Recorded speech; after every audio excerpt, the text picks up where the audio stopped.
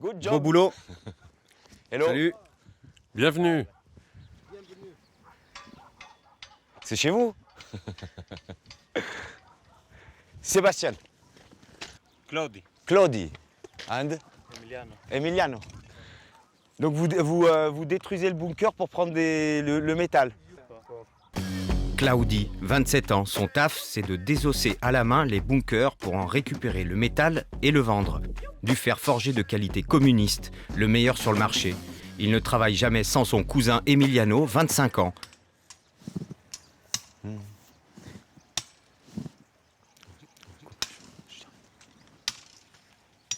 Ça appartient à qui en fait? Ça appartient à personne?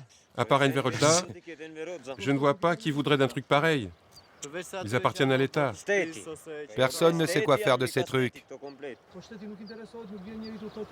La seule condition, c'est de ne pas les faire exploser avec de la dynamite. C'est pas bon avec de la dynamite. Tu vois celui-là là-bas, c'est une propriété privée, on ne peut pas le détruire. Et le de derrière, c'est pareil. Il y a une technique? Tu fais d'abord. Non. Boum. That's- Enfin si, il y a une technique. Il faut procéder par couches. La coupole, c'est plusieurs couches. Tu commences en haut. Et je les détruis une par une. On met 3 jours pour la première couche.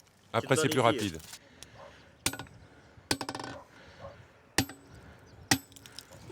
Par contre, les murs, je les laisse.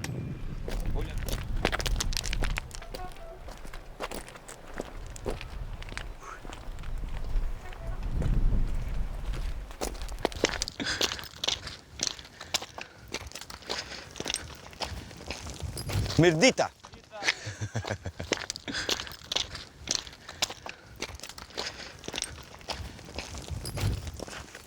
Sébastien. Sebastian. Andiamo.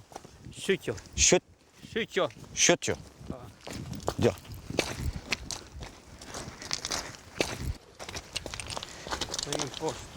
On peut passer par là?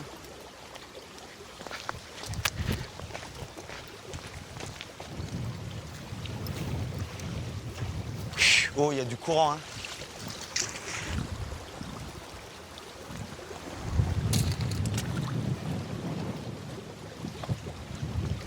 Il y a beaucoup de courant, hein. Faut pas trop bouger.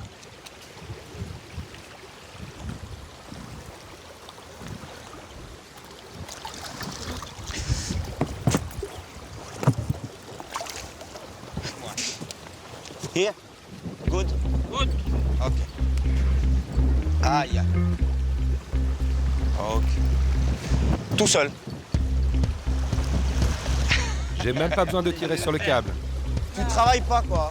Bah, pourquoi je travaillerais? C'est le courant qui fait tout.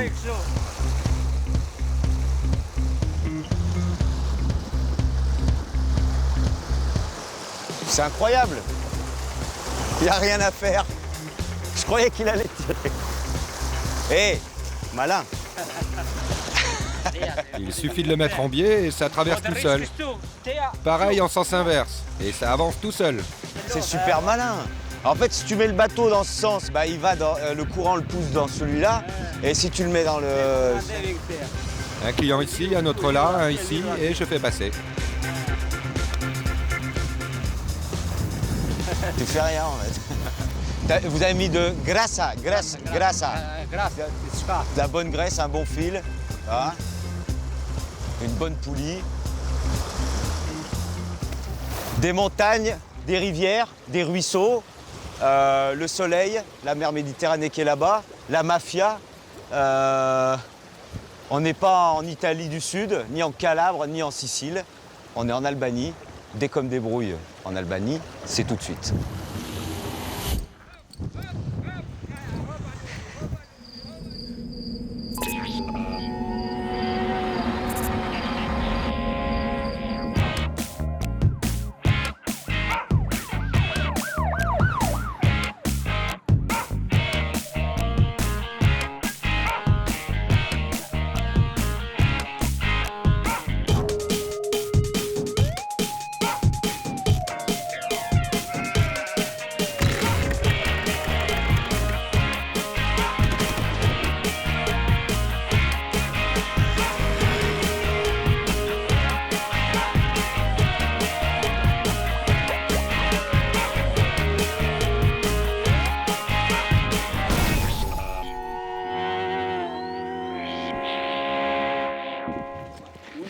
On va prendre ce petit chemin.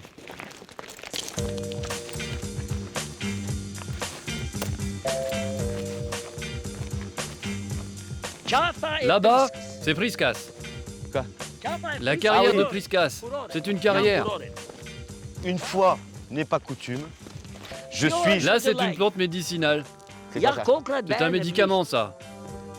Ah d'accord. Ah. Ça c'est... Je suis avec Hassan. Bon, on est à 30 km sur les montagnes. Ça, j'en vends plein. Donc il a parcouru Eh toutes ces montagnes. Tout ça, je l'ai fait à pied. J'ai marché tout autour de ces montagnes, et même de l'autre côté. J'ai même pas le temps de le présenter.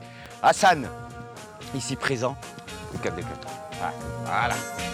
Hassan, 73 ans, sa bonne idée c'est de récolter les plantes médicinales de ces montagnes pour les vendre dans la capitale.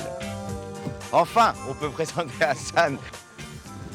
Pendant des années et des années, Tu parles trop, tu parles vraiment trop. Ici aussi, tu vois, de là-bas jusqu'à ici, je tout fais à pied. tout ça à pied. Ouais, même plus loin, là, derrière les montagnes. J'ai fait toute la région en marchant. Pendant des années et des années, il a parcouru les montagnes d'Albanie à la recherche de plantes médicinales. Tu vois ici, il y a des fruits. Dans quelques jours, on pourra les cueillir. C'est quoi ça? C'est des prunes. Et ça sert à quoi? Ah rien, c'est pour manger. Ah, Ah oh.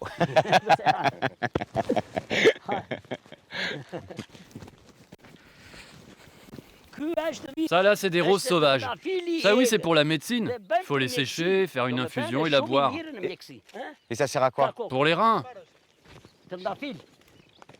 C'est super pour les voies urinaires, la vessie, tout ça quoi. Exactement.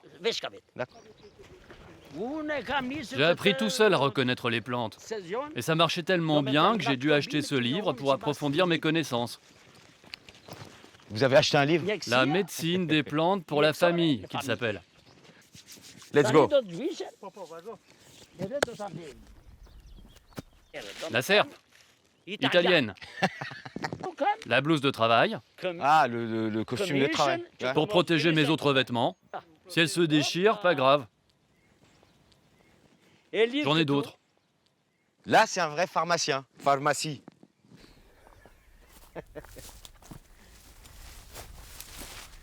D'accord. Aujourd'hui, je vais avoir besoin d'un outil. Il me faut un crochet pour attraper les branches. Alors regarde, là je bricole un crochet directement avec les branches que je trouve. C'est le crochet. Exactement.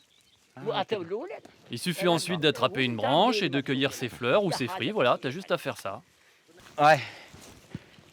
Ok. J'enlève les fleurs et je les mets dans la poche de ma blouse. Ça, c'est de l'aubépine. Excellent pour le cœur, la circulation du sang et l'hypertension. Fais attention, ça pique. Faut avoir l'habitude. Ça peut piquer, hein. C'est de l'aubépine, ça pique. De toute façon, si je me coupe, il y a une plante pour cicatriser. Exactement, il y a des plantes pour tout. Pour le foie, pour le pancréas, pour les artères, pour les rhumatismes, pour l'arthrose. Tu peux même prendre des plantes contre l'asthme et la colique. Combien il y en a là? Mais à ton avis, combien il peut y en avoir? Est-ce que tu peux deviner combien il y en a? Il y a 500 grammes. Maman, tu crois? Il y a 500 grammes. 500 grammes. Bah mon pote, il y a à peu près 1 kilo. 1 kilo déjà? Petit détail, les plantes d'Hassan guérissent, mais elles ne remplissent pas le ventre. Ah!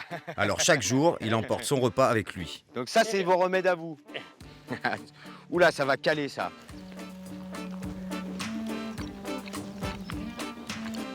Vitamine C. Un coupe-faim terrible. Faut avoir de l'eau. Direction la capitale, là où vit Hassan et là où il travaille. Plus de 50% des habitants de Tirana vivaient encore dans les campagnes il y a 20 ans. La majorité d'entre eux se soignent encore avec des plantes naturelles. Pour Hassan, ça fait autant de clients potentiels.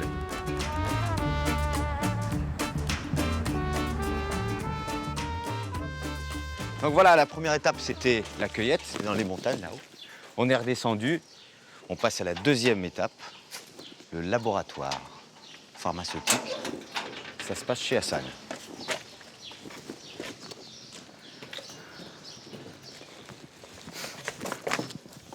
Hop.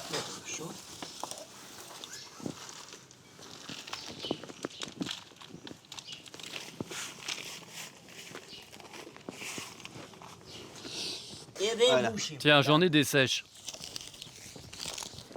Je vais te montrer comment je prépare les petits sachets. Donc ça, C'est la même plante qu'on a cueillie ce matin. Elles ont séché pendant 2 mois. ok. L'étiquette, il faut la glisser dans le sachet. Mourisi. Et pour fermer le sachet, j'ai une astuce. Ah. Manière primitive.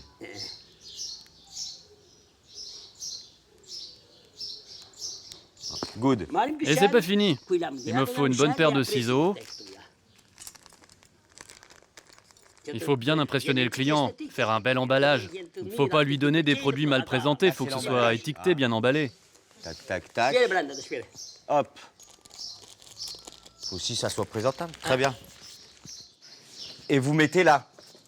Ça, c'est mon petit chariot. D'accord. C'est de la récup. D'accord. Ok. Là, je vais chez une dame qui m'a commandé des plantes. Ok. Attends, je vais t'aider. Non, non, pas besoin. Non. Ah bon. Putain, 73 ans. Je fais ça tous les jours. Efficace ces herbes. Il m'arrange ce chariot, tiens. Tu vas par là-bas. Moi, je continue par là. Ouais, t'inquiète pas pour moi. Milo papche. Merci beaucoup. En 10 minutes, j'aurai tout vendu. Ciao. Ciao.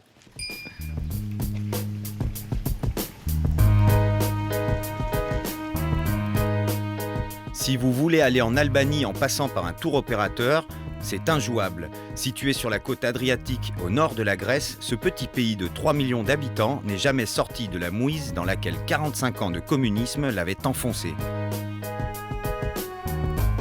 Quand le régime s'écroule en 1991, les Albanais ont le même niveau de vie que les Éthiopiens.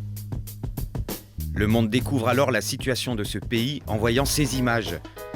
J'avais 20 ans à l'époque, elles me marqueront à vie. Depuis, j'ai toujours voulu découvrir Durrës, le point de départ de ces centaines de milliers d'Albanais qui débarquaient en Italie à la recherche d'une vie meilleure.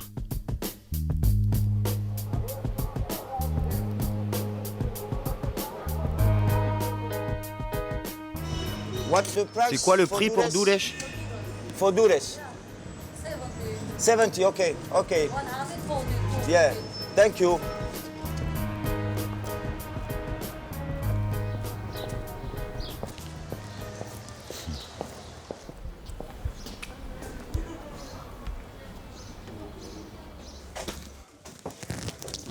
Bon, direction de Durrës, la deuxième ville du pays. What? Perfect. Hello. Yeah. What? Ah. Je suis sourd. Ah, ok, ben moi je comprends pas l'albanais. Donc, «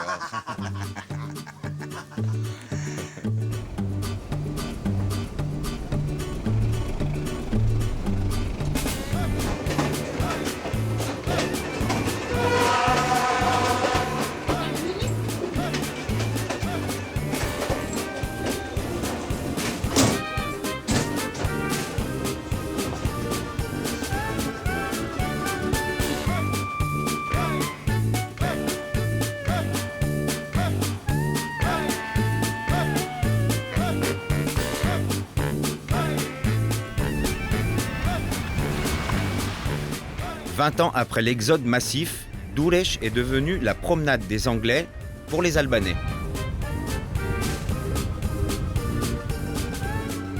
Et pour les bikers. C'est le début de la saison touristique. Les appartements à louer sont encore vides, mais sur les plages, les petits vendeurs ont déjà pris place aux endroits stratégiques. et tout est bon pour gagner quelques lecs. Sont bien alignés.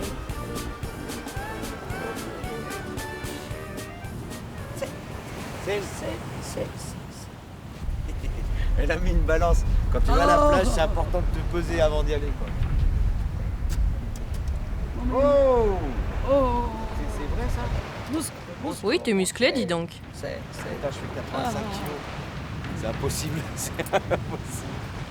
En fait, c'est le droit d'entrée à la plage. C'est-à-dire, si t'es trop gros, tu retournes chez toi. Voilà, tu regardes si t'es suffisamment maigre. Thank you. Thank you very much. Fallimenti. Sono fallimenti. Molto fallimenti. Thank you.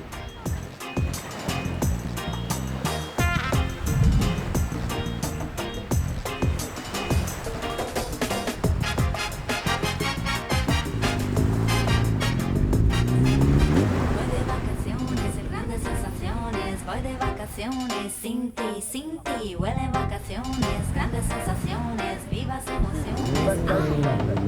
Voy de vacaciones, grandes sensaciones, voy de vacaciones, sin ti, huelen vacaciones, grandes sensaciones, vivas emociones. Ay, ay, ay, ay, ay.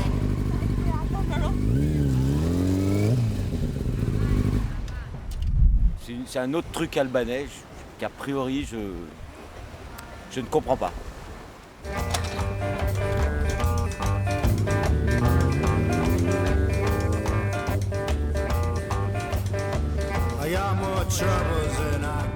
Depuis la fin du communisme, Dulej est devenu le haut lieu touristique du pays. Des immeubles construits à la va-vite pour accueillir les classes populaires qui découvrent le plaisir des congés payés. Ici, c'est 2 semaines par an. Comme toujours pour moi, c'est dans les endroits cachés et tordus que je trouve mon bonheur. Des lieux improbables où se planquent les rois de la débrouille.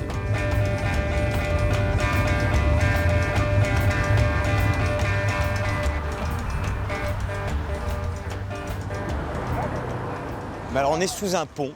Je vais vous montrer l'arrière-boutique de la station balnéaire. Alors pour vous montrer que les gens se préparent à accueillir des milliers et des milliers de touristes. Alors d'un côté, ici, il va y avoir le lavage des voitures. Ouais. Je reviens vous voir là tout à l'heure. Et là, on construit des parasols. Donc c'est une famille rome qui s'installe ici l'été, durant les 6 mois que dure la saison, et ils fabriquent des parasols pour les restaurants. Des trucs qui sont sur la plage, des parasols en roseau, je crois. Allez voir, hein. Hello. Hello. Sébastien. Hey, Mister. Ah, voilà le Berisha. patron, le boss. Le patron, donc comme... Mario, c'est le chef du camp Tzigane. Et les Tziganes ont toujours su s'adapter. En voyant le tourisme se développer à Dulej, il a vite compris qu'il pouvait en tirer bénéfice. Des restaurants se construisent sur les plages, et ben il décide de fabriquer des parasols et de les vendre. Il y a 100 personnes qui vivent ici. Comment ça, 100 personnes? 100 personnes habitent ici? Non. Ils sont frères, hein? Oui, il y a 5 familles, les fils, les cousins et leurs enfants. Oui, ouais, ils se ressemblent, je l'ai confondu. Dans ma tribu, nous sommes tous des artisans. Tous les gens que tu vois ici sont des maestros. Ce métier n'existait pas avant. Personne ne faisait ça.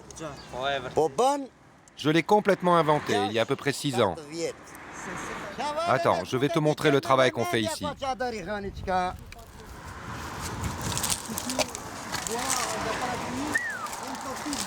D'accord. C'est un parasol grand modèle. Et ça, c'est pour le style. Ça, c'est joli, ça, c'est beautiful. T'assis pas, mon pote, il faut que je te montre comment on les fabrique. Je vous montre à tous comment on fabrique ces super parasols, d'accord? Ça, c'est des tiges de roseau des rivières. En France, il doit y en avoir aussi. Si t'en trouves pas, moi je te dirai où tu peux les trouver. Vous les prenez comme ça, regardez. Ici, on a 4 tiges. Je profite de ce moment pour saluer tous les Roms de France. Voilà, on tient ça comme ça. On a un fil de fer ici, très fin. On le laisse ici, comme ça, vous voyez. C'est très bien, c'est du bon travail. Ok. Et ici et en bas, voilà comment on fait. Ici, c'est 4 tiges ensemble. Là, et tu passes là. On les aplatit et on écarte la dernière de l'avant-dernière, puis on passe le fil de fer entre les deux. Voilà, c'est le fameux coup de l'hirondelle. Attention, il y a un Français qui nous fait du bon boulot. Ça, là, non. Là. Après, tu continues à poser et à tresser les tiges. Et voilà. Comme ça. Tu fais le tour de la structure métallique et tu rassembles en haut. Et il faut les couper exactement comme sur le superbe parasol qui est là-bas. Ok. Et comme ça tout le long. Et après, tu coupes à 40 cm de haut. Si vous voulez, je peux venir en France pour vous apprendre à le faire.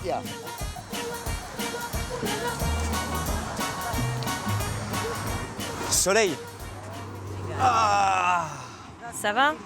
Eh? T'es bien assis? Non, non, non, t'inquiète. T'es italien? Uruguay. J'ai mes enfants qui sont tous en Italie en ce moment. Si. Mes fils. Famiglia? Si. Ah, vous avez de la famille en Italie. Ils sont tous partis pour travailler là-bas. Nous, on s'installe ici tout l'été.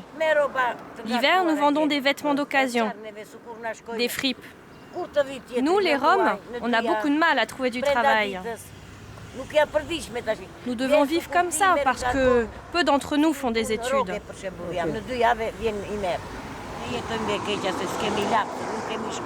Il faut travailler tout le temps. En tout cas, il faut se débrouiller.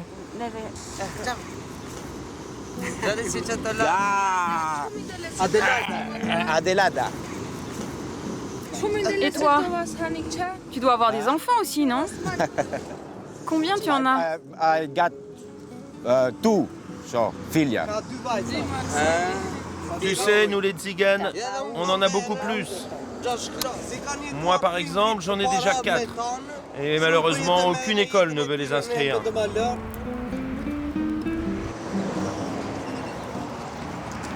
Et je l'ai acheté, hein. Je l'ai payé. Hein. Thank you. Bye. Bye.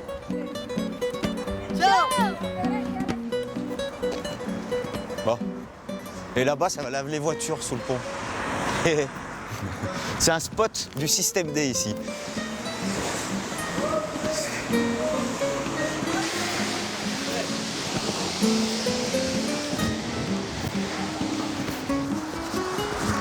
Je vous présente Bashkim. Bashkim. Yes. Il a un lavage de voiture manuel avec toute sa famille, tous ses frères. Il travaille là sous le pont. Et le lavage de voiture de Bashkim, c'est spécial albanais. L'astuce locale, c'est de se greffer sur les infrastructures de la ville. Ça, c'est l'électricité. Énergie. Et ici, c'est l'eau avec le savon. Water. Ça, c'est l'eau. Avec du savon. Elle vient d'où? Elle est sous terre et on va la chercher à 20 mètres de profondeur. En dessous? Ouais. Ouais.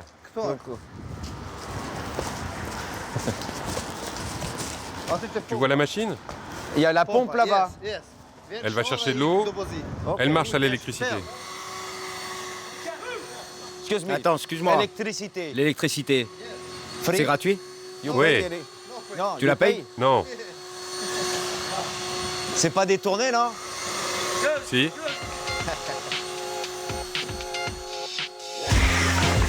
L'eau et l'électricité gratuite, c'est ce qui fait baisser les coûts. Avec ses 5 frères, Bashkim a aussi misé sur une technique irréprochable et sur une rapidité d'exécution. Mais ça ne s'apprend pas du premier coup. Le pistolet à eau, là, avec la pression, on ne peut pas le mettre face. Je ne savais pas. On ne peut pas mettre face à la voiture. À 90 degrés, il faut la mettre en biais. Sinon, on enlève la peinture. Voilà. Et là, je me suis fait engueuler. Le lavage à la main, ce sera toujours meilleur que les systèmes mécaniques, qui ne te lavent que l'extérieur de la voiture. Nous, à la main, on te propose la totale, c'est-à-dire tout l'intérieur de la voiture. À la main, je te dis que c'est toujours mieux. Non, regarde. Je prends un chiffon, je te fais l'intérieur. Je nettoie les vitres, les cures des portières. Pousse-toi. Je te fais bien briller la carrosserie. Les lavages automatiques, c'est pas bon, ça sert à rien. Hello, my friend. How are you? Can I have a coffee? You got coffee? Scusa.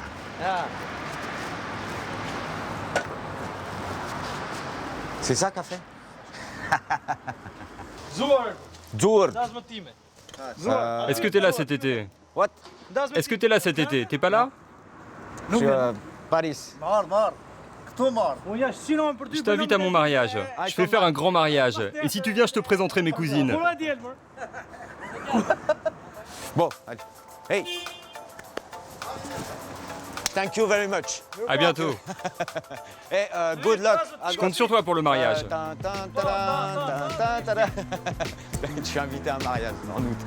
Thank you very much. Thank you. Take care. OK? Thank you. Boss, Mr. Boss, comme ça, à l'albanaise. Thank you very much. Thank you. Bye. Thank you. Very good. Pour terminer mon séjour dans la région de Durres, j'ai décidé d'aller dans un endroit un peu particulier, vers Roușcu. Il y a là-bas quelqu'un qui tient un restaurant sur une plage, un restaurant isolé, mais que tout le monde connaît. Bonjour, pour aller à Roușcu. Roușcu? Oui, le restaurant de Petrache. Vous suivez cette route, tournez à droite, et c'est encore un peu plus loin là-bas. Merci.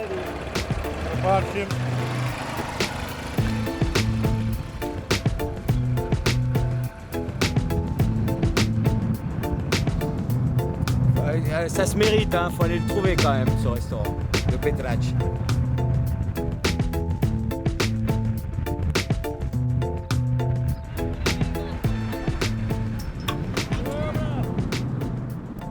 Pour tout vous dire, en Albanie, il y a un homme qui a régné pendant 45 ans, en maintenant en fait un régime de fer, un régime communiste. Il s'appelait Enver Hoxha, il était complètement paranoïaque. Il a maintenu la population comme ça dans une espèce de crainte d'une attaque occidentale. Et donc pendant 45 ans, il a fait croire à la population que tout le monde voulait attaquer l'Albanie. Ils sont restés ici enfermés, la population est restée enfermée ici pendant 45 ans. Alors il y a un truc aussi, c'est que pour parer à cette attaque, ce semblant d'attaque ou ce semblant de préparation d'attaque de l'Occident contre l'Albanie, Enver Hoxha a fait construire 800 000 bunkers. 800 000 bunkers, 1 pour 4 habitants. Donc à la fin de la période communiste, dans le pays, ils n'ont pas su quoi faire de tous ces bunkers. Alors, ils ont commencé à les détruire et il y en a d'autres en fait qui ont décidé de les adapter. Comme Petrache, lui il a décidé de construire sa maison dessus et de faire un restaurant. Bunker Palace Hotel. C'est où l'entrée?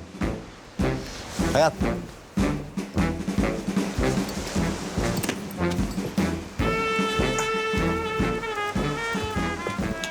Ça, c'est un bunker.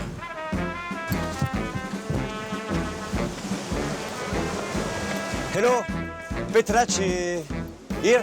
Petrache. How are you?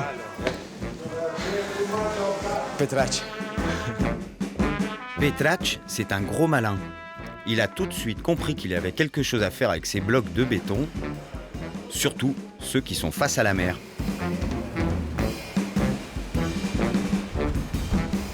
Petrache. Bunker. Où est-ce qu'il est? Bunker? Bunker.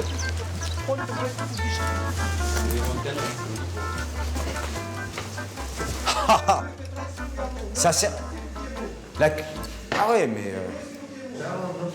Au début, on venait ici avec des potes, on s'asseyait, on mangeait des sandwichs et on buvait. C'était comme ça avant, quoi. Ok. Un peu plus sale. La seule chose à faire, c'était manger et puis se saouler la gueule.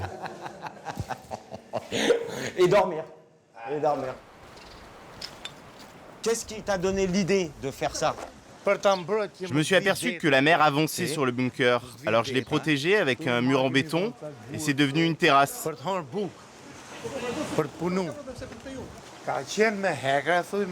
Ensuite, j'ai mis des fenêtres et des barreaux pour que les gens ne rentrent pas dedans.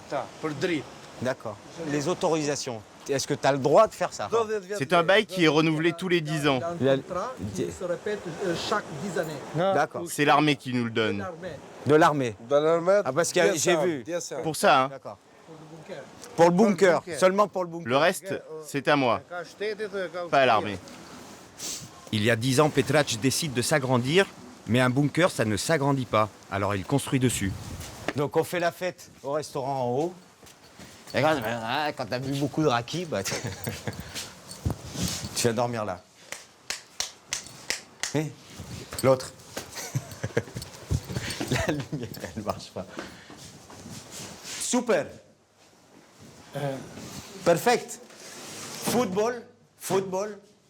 Dodo. Douche.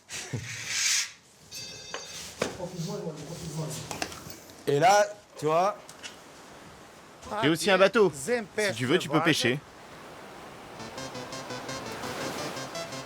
Première nuit de ma vie que je passe sur un bunker. Et ça ne pouvait pas se faire ailleurs qu'en Albanie. Au bord de l'eau, sur les flancs de collines, dans les champs et dans les villes, les champignons les plus répandus ici sont en béton.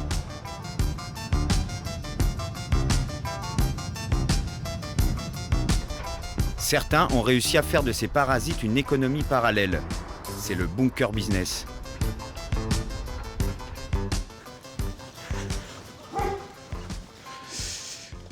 Là, il y a un truc intéressant. Je suis passé sur le bord de la route et j'ai vu ça de loin. On s'est arrêté. Il y a déjà des bunkers. Hein.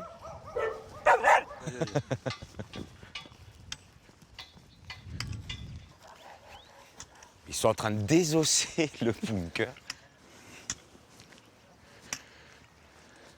Good job. Beau boulot. Hello. Salut. Bienvenue. C'est chez vous? Sébastien. Claudi. And Emiliano. Donc vous détruisez le bunker pour prendre le métal. Claudi, 27 ans, son taf, c'est de désosser à la main les bunkers pour en récupérer le métal et le vendre. Du fer forgé de qualité communiste, le meilleur sur le marché. Il ne travaille jamais sans son cousin Emiliano, 25 ans.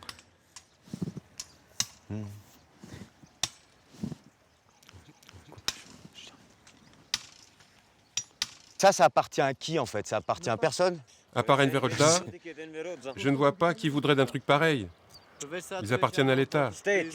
Personne ne sait quoi faire de ces trucs. La seule condition, c'est de ne pas les faire exploser avec de la dynamite. C'est pas bon avec de la dynamite. Tu vois celui-là, là-bas, c'est une propriété privée, on ne peut pas le détruire. Et le de derrière, c'est pareil. Il y a une technique? Tu fais Non. Boum.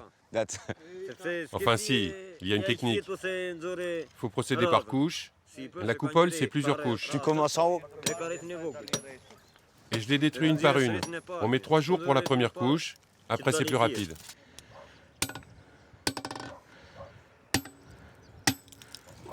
Par contre, les murs, je les laisse. C'est trop difficile à détruire. Avec un bunker complet, en une semaine, je peux récupérer jusqu'à 200 kg de métal. Je vais les aider. Ils ont... Vous avez du matériel pour moi, je vais vous aider.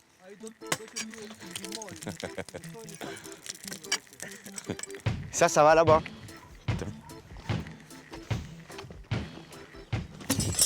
Putain. Ça, c'est pour couper après. Comme ça. Ça, je peux le faire. Like that, here. Look at that. Comme ça, tu peux braquer des vélos avec, hein.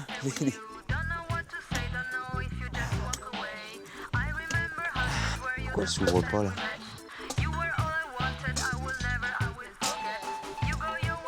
Attends. Mais merde, c'est parce qu'il y a en fait...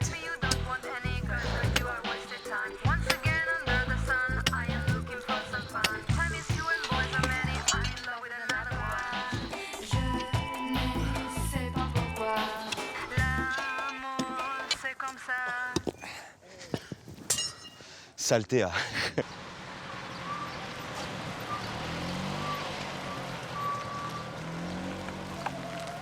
Bon, il s'est mis à pleuvoir, alors ils ont arrêté le travail et on va vendre tout ce qu'ils ont pu faire. Il y a à peu près 30 kilos. C'est déjà ça. Oh, regarde, bon, bah, c'est le dépôt, hein. Ok, c'est achat de métal, là.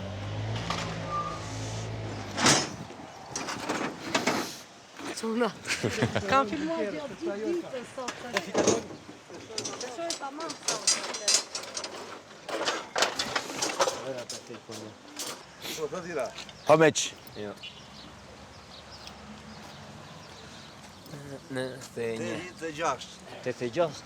86 kilos. C'est le poids de l'histoire. Communisme, terminé.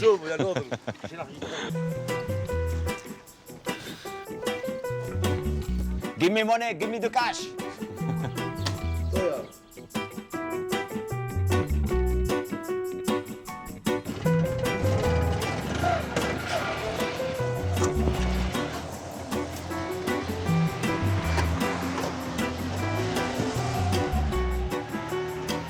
En vendant le métal des bunkers, Claudi et Emiliano ramènent 200 € par mois à la maison. Dans un pays où le salaire moyen est de 150 €, ça les placerait presque dans les classes moyennes. Sauf qu'ils sont Djevic, une minorité d'origine égyptienne qui subit le même sort que les Roms d'Albanie. Entre exclusion et chômage, 80% d'entre eux vivent en dessous du seuil de pauvreté. Les 200 € que gagnent Claudi et Emiliano font vivre 10 personnes. Ici, on pense d'abord solidarité. Alors un grand appartement, ce sera pour plus tard.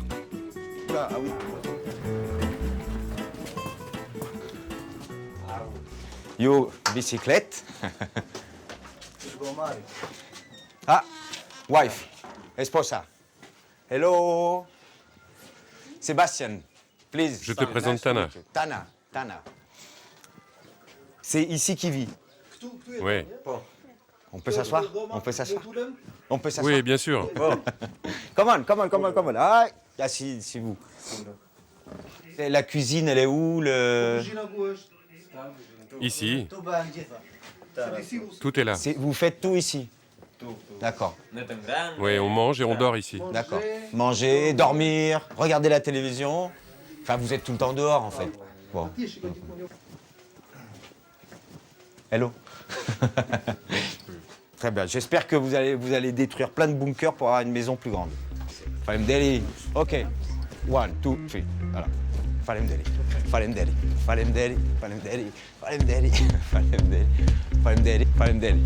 Bye. Thank you.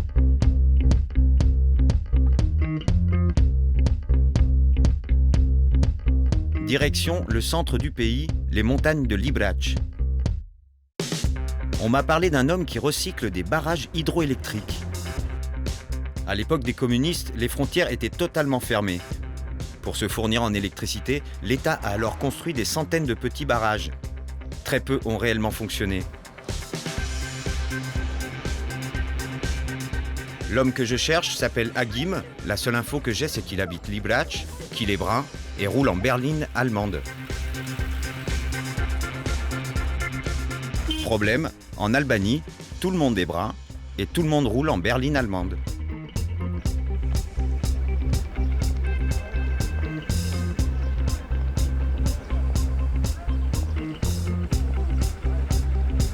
Ah, voilà, ça doit être lui. Agim. Sébastien. Tout bien? Tout bien? C'est enchanté. Agim, monsieur électricité de la région. Voilà. Thomas, vamos. Ok.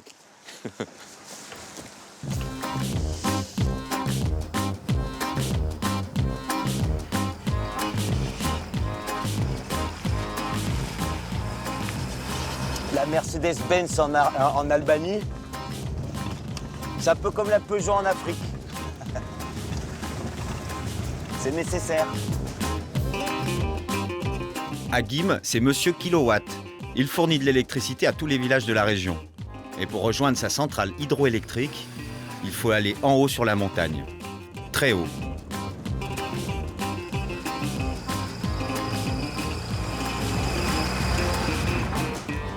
Les barrages, c'est pas mieux de les faire en bas, il n'y a pas plus d'eau.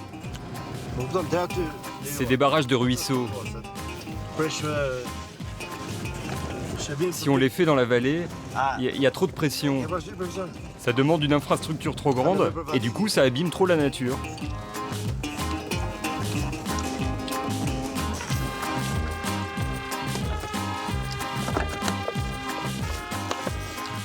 On continue à pied.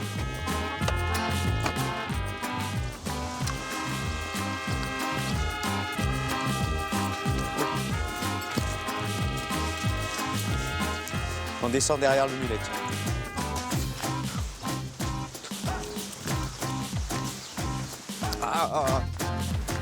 J'ai encore mis des chaussures adaptées, moi.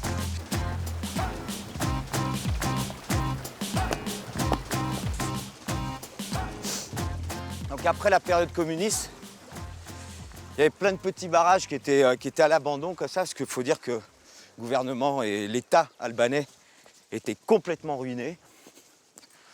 Et donc personne ne les reprenait, ces trucs. Ça, c'est toi qui l'as fait. Ici, c'était plein de boue. Il y avait plein de branches et le bassin était complètement déglingué. J'ai enlevé les branches, j'ai enlevé la boue et je l'ai réparé. Maintenant, l'eau s'écoule parfaitement jusqu'à la centrale et la turbine. Et piscine?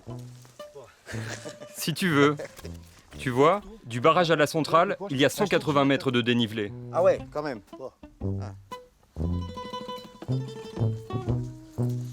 Et là, il y a les tubes. Les tubes, ah, le tube est là. À quoi il sert ce tube? L'eau arrive plus vite. Oui, et avec plus de puissance. Le barrage qui est en haut donne de la pression à l'eau. Le conduit enlève toute résistance. Et du coup, la puissance est maximale sur la turbine.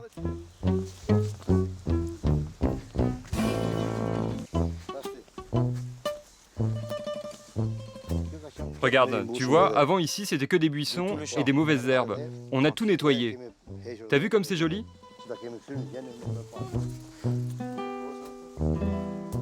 Attention, c'est le surveillant. Gardian. Gardian. Hello, Sébastien. Il est du village, il s'appelle Kachim. Kachim, ok. T'inquiète. Ça, c'est la complète.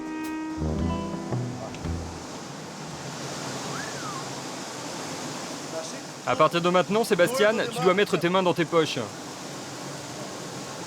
Pourquoi faut mettre... Il faut mettre tes mains dans tes poches. En touchant le métal, tu peux te prendre une grosse décharge.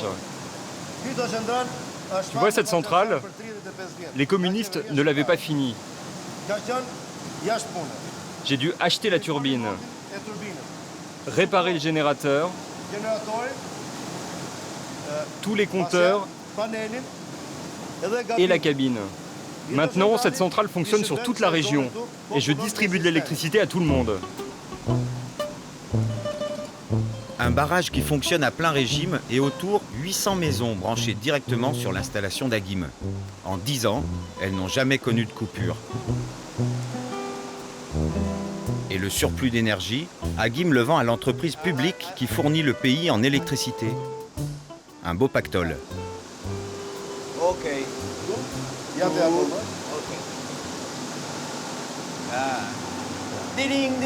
Tu vois, ça tourne et je compte. Combien tu gagnes à peu près à fournir l'électricité par mois? Approximativement 4000 $ par mois. Monsieur D, ça rapporte le VF. Si tu veux voir comment sont les centrales quand je les récupère, je peux te montrer celle que je viens d'acheter dans le sud. Si tu veux, on y va. En Benz. Benz.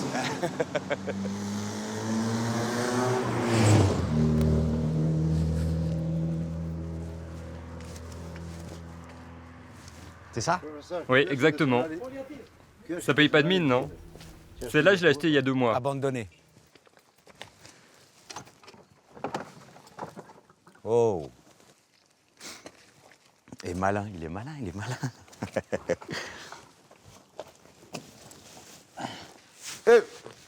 Aïe.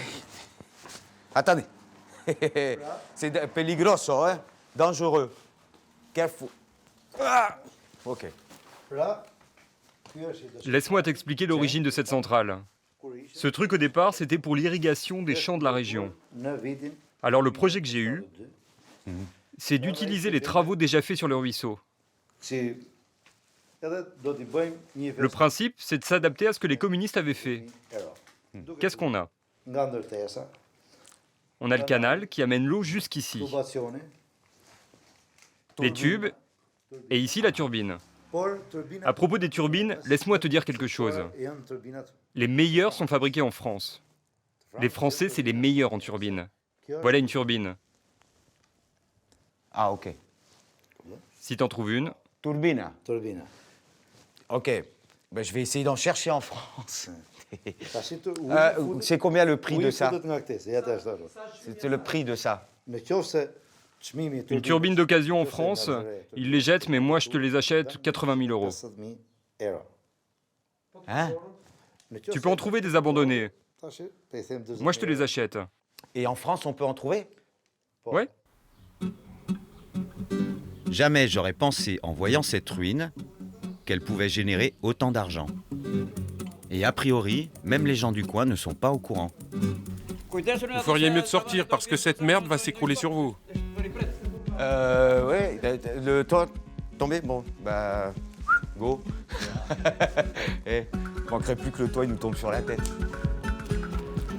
Naguim, oh. Super, hein. Merci, hein. Merci beaucoup. Pense à ma turbine. N'hésite pas à m'appeler. Je vais penser à ta turbine. Merci beaucoup.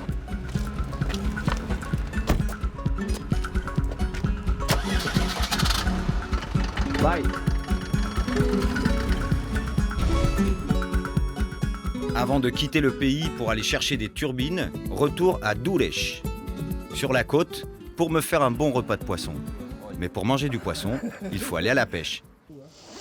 C'est le lieu de rendez-vous des pêcheurs. Il n'y a que nous, dans la ville, qui sommes réveillés. Bon, alors, si ça tenait qu'à moi, j'irai jamais à la pêche. C'est trop tôt. Il faut se réveiller trop tôt. Le problème, c'est qu'il y a toujours un pêcheur qui invente un système D, quelque part. 5h30, c'est un peu tôt. Boire un café, là.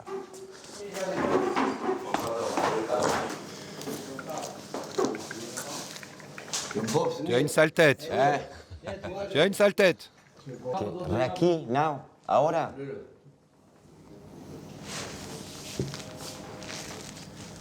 Raki. Luli, Raki, vous? Non. Luli.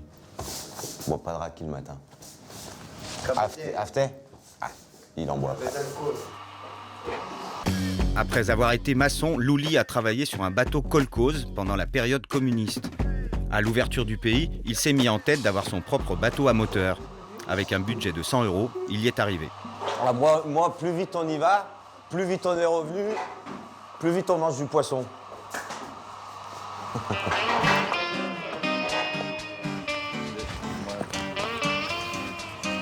Je prends le meilleur, hein, moi. Donne-moi.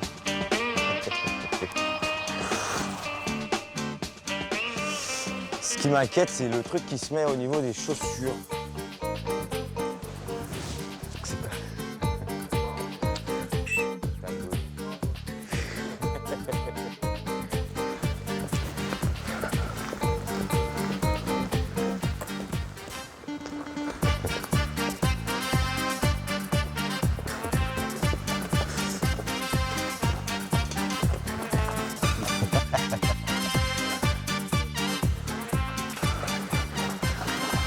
attends. Qu'est-ce qu'il fait?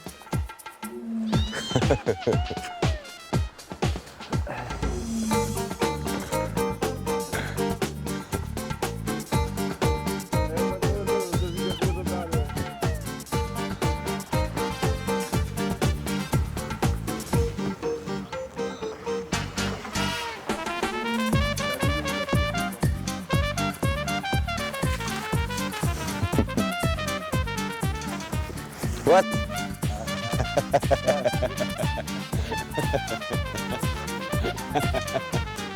Et ben voilà.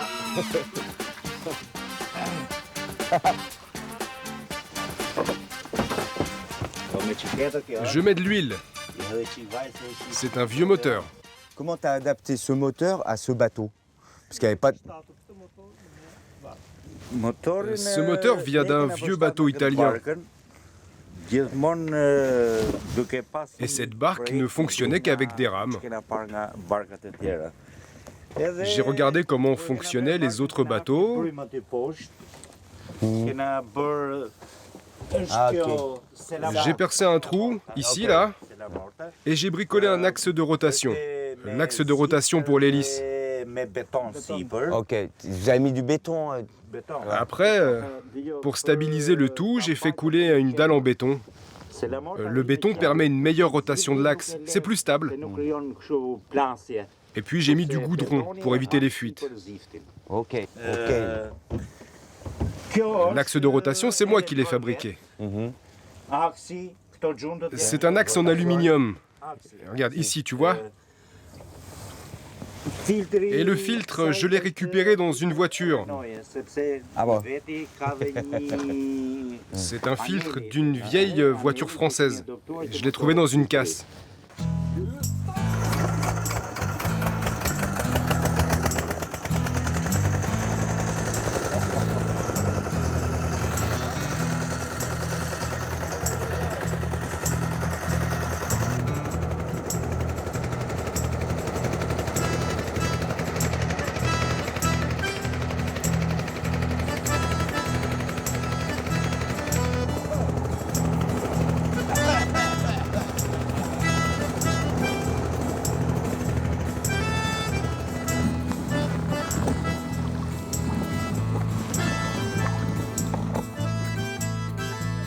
Ouais, hop.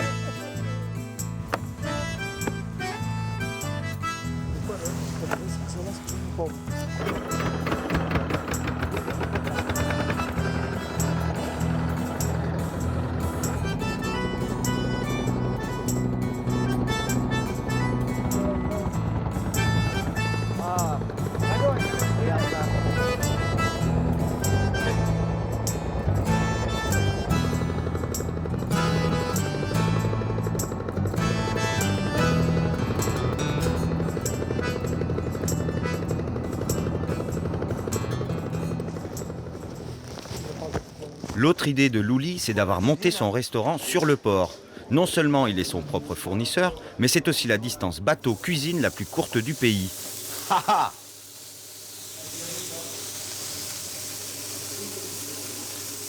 Les gens qui viennent manger ici, c'est souvent des travailleurs en fait. Ces gens... Pas du tout. C'est surtout du bouche à oreille. J'ai même eu des gens de l'ambassade française qui sont venus. Il y a des policiers qui viennent avec leur famille, des douaniers italiens, tout le monde sait que le poisson est frais ici. Et il n'y a même pas de pancarte. Ouais, les gens viennent d'eux-mêmes, c'est ça. Si tu passes devant chez moi que tu ne connais pas, tu ne sais pas que c'est un restaurant. Ok. Au menu chez Louli, c'est donc poisson et fruits de mer.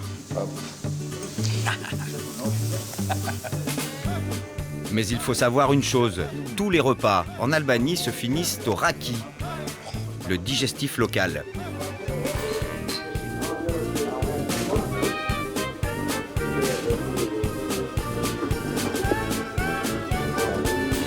Gazoar.